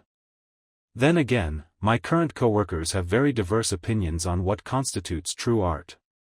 "Admire isn't the word I use, my former apprentice," Hiruzen replied in disgust. "I don't know what would bring somebody to mutilate his own body for the sake of power like you just did." "Mutilate? Oh, now you're being rude, sensei." Orochimaru shook his head in fake disappointment. "Are you angry to see that there are more ways to become a ninja other than what you preached? Despite the raw talent you possess, you were always prone to take shortcuts," Hiruzen chastised him. "Aren't shortcuts meant to be taken? If there are 2 or more possible paths to the intended destination, why is wrong to choose the shorter one?" Orochimaru asked. "Our lives are finite, and wasting time that you could use doing something else is simply stupid. Even somebody like me, who has transcended death, can still see the futility of taking the longest road just for the sake of a moral high ground. Not that you cared about morals in any way, Orochimaru. Otherwise, so many innocent people wouldn't have lost their lives in your mad experiments," Hiruzen retorted. "As any ninja can attest, there's no such thing as innocent people, just people who never had the chance to sin yet. Regardless of what you might want to say, you're no better than me, sensei. After all, how many people have you killed in your long ninja career?" Orochimaru replied. "I did kill, yes. War is never easy, nor glorious. But the difference between you and me is that I killed enemy ninja who could fight and knew what they were going against when they started their careers, not children or civilians who were unable to defend themselves." Hiruzen spat back. "Lacking power doesn't make people more worthy of having their lives spared. Pretty much the opposite. Anyway, enough chit-chat, we already delayed your death enough." Orochimaru then started making hand seals. 5 Elemental Release, Massive Elemental Barrage. Orochimaru blew a large gust of wind from his mouth, while each of his snakes fired a stream of fire, lightning, water and rocks from their mouths. The 5 attacks combined into a single blast that encompassed the 5 elements. Hiruzen's eyes opened wide in shock, but was able to react in time. Earth Release, Multiple Earth Dome Jutsu. Several layers of domes formed around Hiruzen and Enma just before the multi-elemental blast could hit its intended target. The force of 5 elements was enough to plow through all the barriers Hiruzen had erected, but in the end, it missed the target. However, Orochimaru didn't look deterred in the slightest. "You can't escape from my eyes, sensei," Orochimaru mentioned as 2 of his snakes detached from the main body and dug underground. Seconds later, Hiruzen, holding Enma back in staff form, was forced to return back into the surface. The snakes also returned, and merged again with Orochimaru. "How the hell did he spot us?" Sarutobi mused. "Hiruzen, the snake to the left.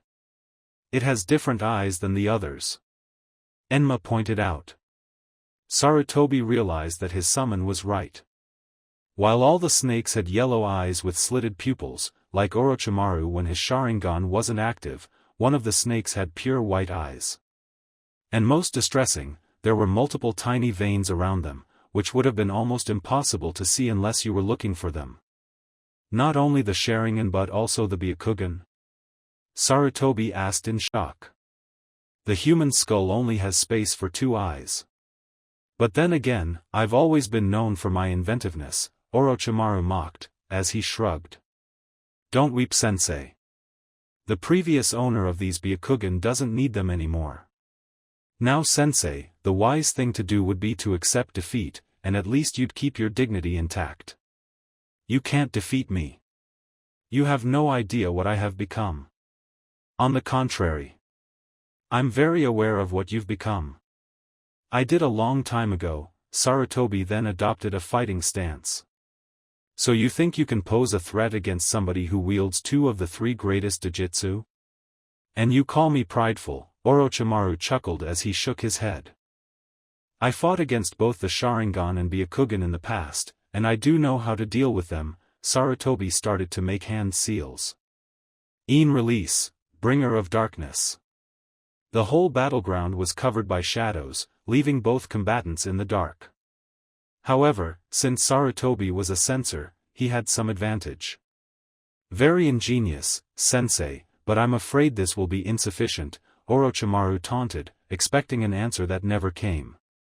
Of course he's not answering. He doesn't want to reveal his position. Too bad for him. I have my ways to find sneaky rats who want to play hide and seek, Orochimaru thought as his 4 snakes detached from his back and began to scout the darkened area, using their bodies to sense the ground's vibrations. After a few seconds, they located their prey. You're mine, sensei. Orochimaru shouted as he dashed at where he thought Sarutobi was, and sunk the Kusanagi blade on his gut, followed by a pained grunt. The darkness receded, and as the light returned, Orochimaru saw in delight his sword embedded into his sensei's innards, and Hiruzen looking with his eyes open in disbelief. However, Orochimaru realized that there was something wrong. There was no blood leaking from the wound. In fact, upon further inspection, he noticed that the inside of his body wasn't filled with flesh and blood, but paper. In horror, the Sannin realized that they were explosive tags. He wanted to pull the sword out, but Sarutobi, or better said, a clone made of explosive tags, quickly grabbed Orochimaru before smirking and detonating. To say that what followed was a massive explosion that sent a tremor several kilometers around would have been an equally massive understatement. A lesser man would have died instantly. Even Orochimaru's heavily modified body was barely able to come out alive. And Hiruzen would have been able to terminate his treacherous ex-apprentice there and then if it wasn't for his conveniently insidious body replacement technique, which once again generated a completely new and healthy body, even if it came at a heavy chakra cost. Sarutobi emerged from underground, amused that he had caught Orochimaru off guard with such a trick, even if it failed to kill him. So that's the power of the wielder of 2 of the 3 greatest Jujutsu, the former Hokage asked in a mocking tone. If that's the case, then I'm disappointed. Orochimaru got up and bared his teeth in a menacing snarl. You will pay for that, he hissed, his voice dripping even more hate than usual. Sarutobi adopted a fighting stance. Here is your chance, Orochimaru. Come and get me if you can. Meanwhile, in a part of Konoha that used to be a residential area, but that was now covered in a deep forest, 2 of Konoha's best jonin were about to face one of Orochimaru's aces in the hole, the resurrected first Hokage, perched on a tree branch. So it's true. Orochimaru did somehow brought the Hokage back to life, Kakashi said in amazement, upon seeing the first himself from below. To fight one of the strongest ninja who ever lived. If the situation wasn't so dire, I would be giddy. Guy exclaimed. You are giddy, Kakashi pointed out. So, 2 new ninja want to face me? Hashirama asked as he jumped from one branch to another in order to meet his new opponents. Not to sound arrogant, but I'd recommend you to flee. I don't want to be responsible for any more dead Konoha ninja. And I don't think we could be called ourselves Konoha ninja if we abandoned the village in its hour of need, Kakashi retorted. Very well. I'm glad to see that you don't lack courage. Now, Hashirama then looked at Guy, and his eyes were wide open in shock. You. Guy was taken aback. Me? Yes, you. Hashirama repeated. Your haircut. I like it. Guy's face went from confusion to sheer, unadulterated joy. His mouth curved into the widest smile ever seen.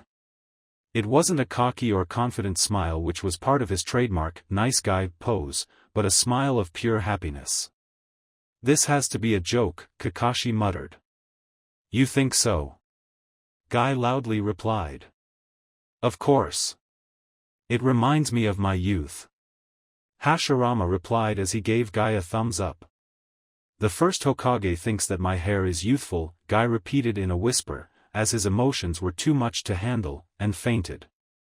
A deafening silence followed as both Kakashi and Hashirama tried to process what happened. Would you believe me if I told you that I did not intend for that to happen? Hashirama sheepishly said. This has to be a joke, Kakashi repeated again, watching incredulously at Guy's unconscious form. Watch out!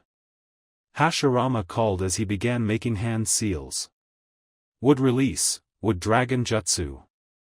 A serpentine dragon made of wood emerged from the ground and lunged at Kakashi. The copy ninja jumped back as he made hand seals of his own. Fire release, great fireball jutsu. Kakashi breathed a large fireball through his mask, which burned the wood dragon enough to stop it on its tracks. However, the dragon was merely a distraction to get close to the white-haired ninja. Fortunately, Kakashi's Sharingan caught Hashirama trying to sneak from behind, and parried a sword blow with a kunai just in time. Nice reflexes, Hashirama mentioned, as he delivered more swipes. Albeit I suppose that you should thank your Sharingan for them, am I right? While true, I like to think that there's more to me than my Sharingan, Hokage-sama, Kakashi replied as he managed to kick Hashirama in the chest, pushing him backwards. You're clearly not an Uchiha. How did you get that Sharingan? Hashirama asked as he charged once again. It was the parting gift of a good friend of mine. One of the best friends I ever had, Kakashi replied, trying to stop Obito's memory from making him lose his cool. I see. I used to have an Uchiha friend as well. Things didn't work out so well, Hashirama sorrowfully replied. We know about Madara. It's taught at history class at the academy, Kakashi replied before throwing a smoke bomb, engulfing the area in smoke. Wow, I feel so honored to see that I'm mentioned in a history book. Hashirama genuinely gushed. And what do those books say about Lightning Blade? The first Hokage saw Kakashi's lightning-coated arm bursting through his chest. However, when Kakashi pulled out his arm, he realized that his hand wasn't covered in blood, but wood splinters. What Thea would clone? Kakashi asked. Be careful, the real Hashirama warned from behind. Wood release, great forest jutsu. More thick wooden roots emerged from below and lunged at Kakashi. The copy Nin was barely able to dodge all of them, pick Guy's unconscious body, and find a place to hide. Damn it Guy, snap out of it. Kakashi angrily whispered as he slapped his green-clad friend awake. Huh, what happened? Guy mumbled. Good, you're awake. We're fighting against a revived Hashirama Senju. He complimented your hair, and you fainted. Care to help me deal with him? Kakashi said in rapid motion. Guy immediately was snapped awake, and quickly stood up. Why yes. Sorry about that. It's that well, a compliment from the first isn't something you expect to get any day. I'll be happy if you don't do that again, Kakashi replied. Here he comes. And just as Kakashi said, Hashirama was upon them. Oh, I see your friend with the nice hair is awake. Hope he's strong, you're going to need all the possible help. You bet he is, Kakashi replied, then turned to Guy. Given the quality of our opponent, I guess that I should skip the warm-up, Guy declared, as he crossed his arms in front of his face, before moving both arms back. Gate of opening, open. Gate of healing, open.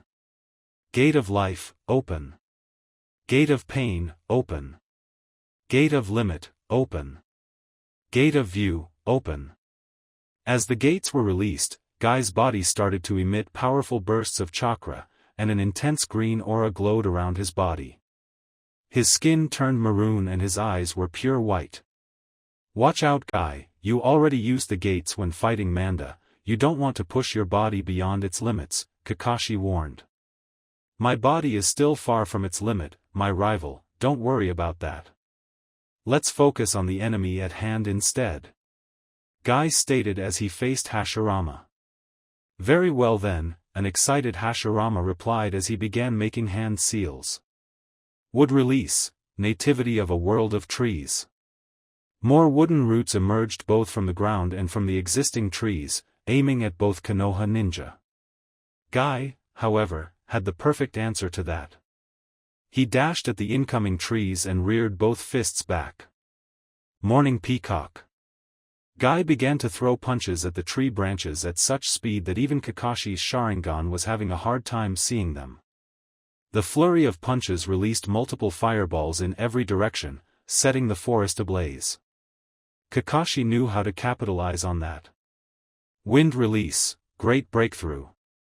Kakashi blew a powerful gust of wind which increased the existing flames, consuming the improvised forest even faster.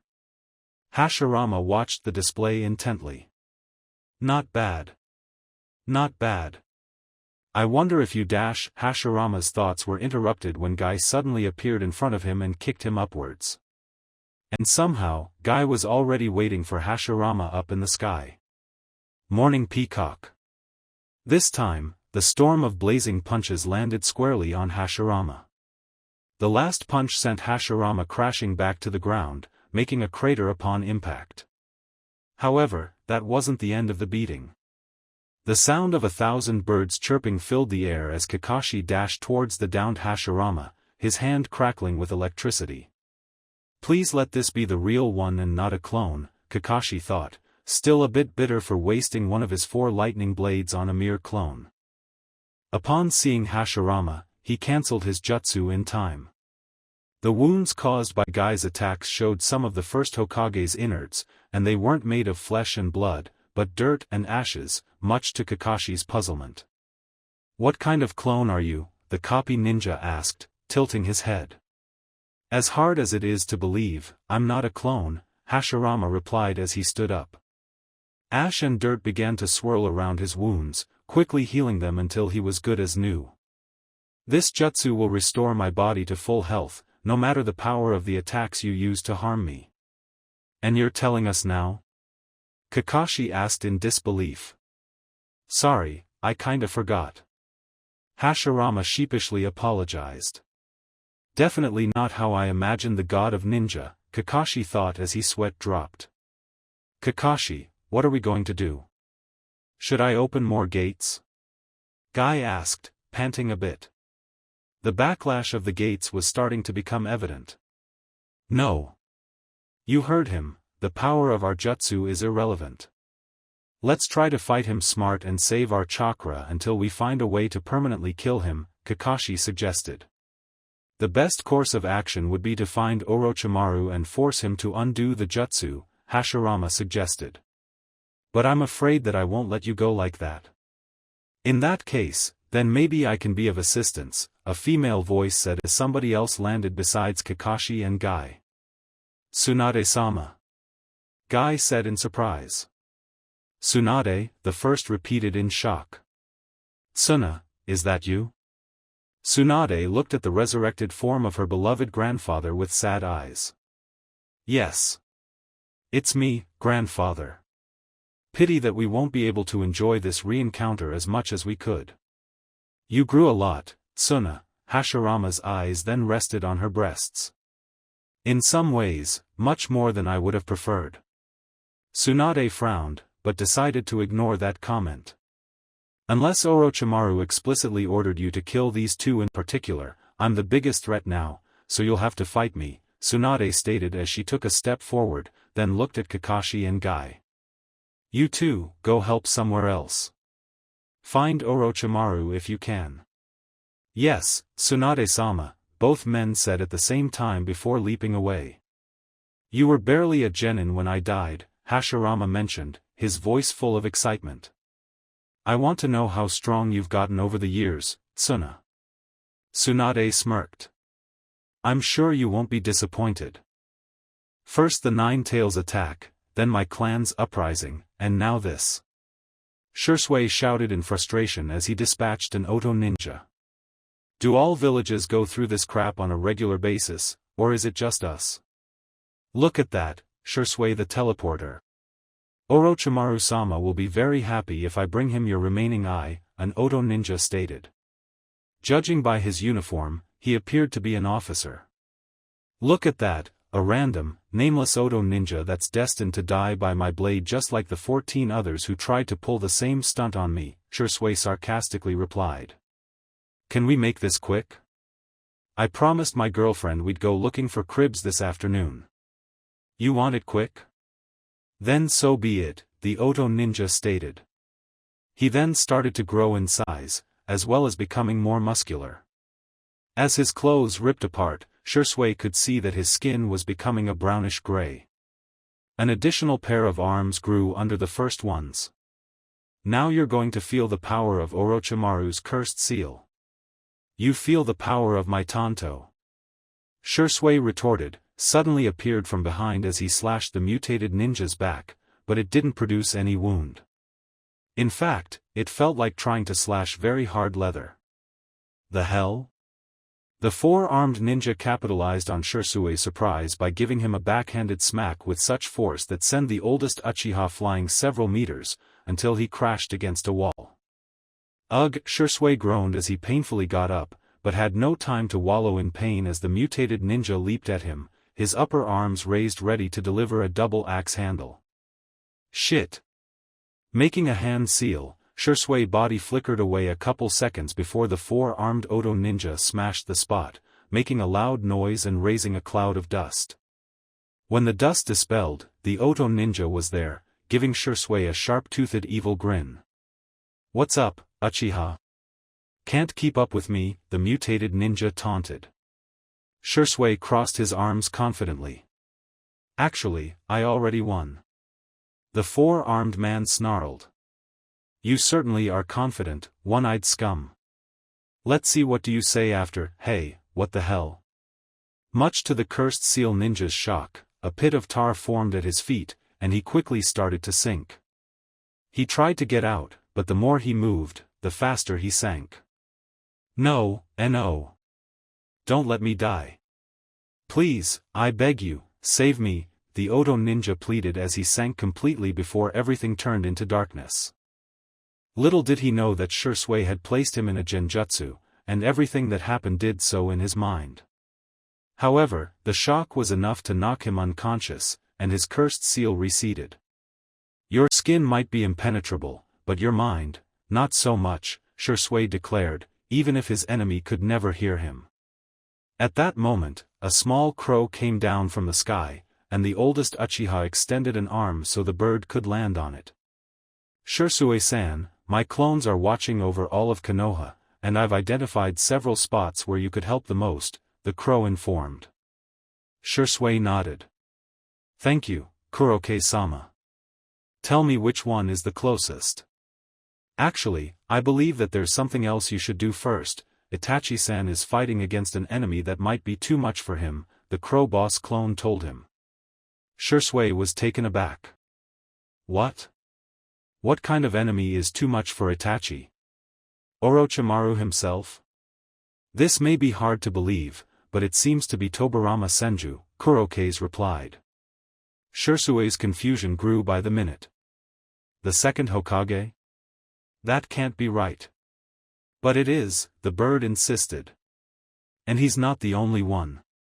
His brother, Hashirama, is fighting against Konoha as well. Both Hokage are displaying the unique skills they're well known for, albeit at a smaller scale, so I believe they have been brought back to life somehow. Damn, this complicates things even further anyway. Take me to Itachi, I can't let him die, Shisui told him. Kuroke's nodded, and took off again, with Shisui following him from below. Jiraiya and Anko, already out of Konoha, were leaping from one tree branch to another while fleeing from their immortal pursuers. Jiraya's hands were clapped together, and according to him he was preparing a jutsu that would at the very least, balance the fight a bit more in their favor. Hokage-sama, the last of our decoy shadow clones have been destroyed, Anko informed the Sannin. Minato-sama won't take much longer to catch up with us. I know, but try not to panic, we have to keep going, Jiraiya replied. How much longer until that jutsu of yours is complete? Anko asked again. Not much longer. Stop asking questions and focus.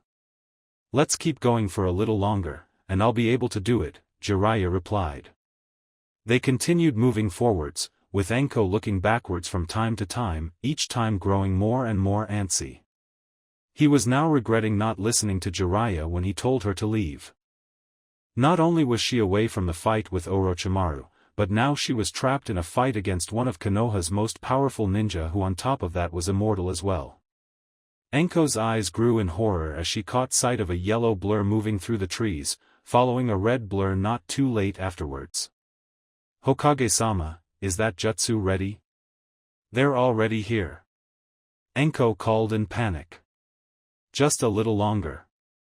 Jiraiya replied, as beads of sweat appeared on his temples. Adamantine sealing chains. Shit. Jiraiya cursed. A multitude of chains emerged from the forest. Jiraiya and Anko managed to dodge all of them, albeit it took Jiraiya more effort since he couldn't use his arms to properly keep the balance. In a blur, Minato appeared in front of him, his hand holding a chakra sphere. Sorry, Sensei, Minato sorrowfully said before slamming the chakra sphere into Jiraiya Rasengan. However, Jiraiya managed to kick Minato's hand in the last second before the sphere of destruction could touch him. Anko tossed several kunai at him, forcing the fourth to use his famed flying thunder god jutsu to avoid it. But that action bought Jiraiya the last seconds he needed to complete what he was preparing. Summoning jutsu. Jiraiya slammed both hands into the ground, creating a huge cloud of smoke. Minato teleported back to the battlefield, appearing beside his wife, and looking at the vanishing cloud of smoke. Minato already knew what his sensei was planning. So, you called them, sensei? Minato asked. Yes. Summoning the toad sages take way more time than summoning other toads, hence I had to stall the fight for some time. But now we're ready. Jiraiya enthusiastically declared. Wait a minute, that voicino, it can't be Minato-chan, a high-pitched female voice stated. When the smoke dispelled, Jiraiya had changed. His nose was bigger and had warts on it, had now a goatee on his chin, and red markings at each side of his face. There were also two small, cloak-wearing toads perched on each of his shoulders. So my old eyes aren't deceiving me, the toad on Jiraiya's right shoulder, a green toad with bushy white eyebrows and a white goatee stated in disbelief. But how can this be possible? The one to the left, a purple and yellow toad with a bulbous head, screeched incredulous. Fukasaku-sama, Shima-sama, is good to see you again, even if it's under such circumstances, Minato said in an apologetic tone. And I think that's his wife, Kushina-chan too. Fukasaku pointed out. But I thought that both of them died the night the Nine Tails attacked. Impure word resurrection, was Jiraiya's answer, and both toads understood. I hoped that abominable jutsu had died with its creator, Shima screeched. We all thought so, but Orochimaru found a way to learn it, Jiraiya replied. You seem familiar with the jutsu, so you'll probably know that Minato and Kushina are immortal and have unlimited chakra. We need to find some way to incapacitate them. You can count on us, Jiraiya-chan, Fukasaku replied. Jiraiya then looked at Anko. Anko, same strategy as before. I'll take the brunt of their attacks.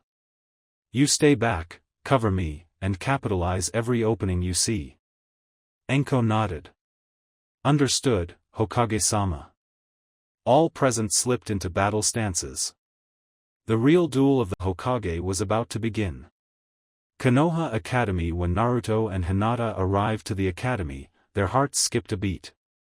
The image was disheartening, many academy students gathered around the wounded or even dead teachers, some of them crying, others trying to comfort each other, while a few discussing what to do. "Ne-chan." Hanabi called upon seeing her sister arrive, and rushed to hug her. "Hanabi-chan, are you okay?" Hinata asked her sister. Hanabi nodded, but was clearly shaken. "Please, help Irika-sensei," Hanabi asked. Both Chunin looked at the downed instructor, and saw that there was an arrow impaling him that also pinned him to the ground. Hinata activated her Byakugan, and inspected the wound. "Alright, the arrow didn't hit any vital spot," Hinata said aloud. "Naruto-kun, I need you to remove the arrow very slowly. I'll stop the hemorrhage and close the wound." "Alright," Naruto agreed, and broke in half the arrow so it would be easier to pull Irika off. "Irika-sensei, I'm afraid that this is going to hurt a lot." "It's okay Naruto," Irika replied, before coughing blood. "Don't talk. You'll waste your energy," Hinata chided him. "Are you ready, Naruto-kun?" "Okay, start pulling now." Naruto followed Hinata's instructions, and in a few minutes, they managed to remove the arrow from Irika's body, as well as healing his wounds. Naruto also healed the unconscious Ebisu. Sadly, there was nothing they could do for Daikoku. "Thank you, you too," Irika stated, as he tried to stand up. "Boy, I'm so glad Tsunade-sama started that medic-nin program, or else I'd be a goner." "Careful. You're still too weak," Hinata advised, as she helped him stand up. "Irika-sensei, where are Kaida and Hagane?" Naruto asked, surprisingly calm. Irika looked down, and sighed. "They took them away, Naruto. The ninja who kidnapped them knew about their heritage, and possibly their bloodline limits as well. It seems that they were two of Orochimaru's targets." "I see," Naruto gravely replied. "Do you know what direction they took?" Naruto asked. "Yes, they headed north," Irika replied, but he regretted doing so upon realizing why Naruto asked that. "Wait a minute, you're not thinking in going after them, are you? What the hell am I supposed to do then?" Naruto snapped at his former teacher. "Let that traitorous bastard turn my siblings into his guinea pigs?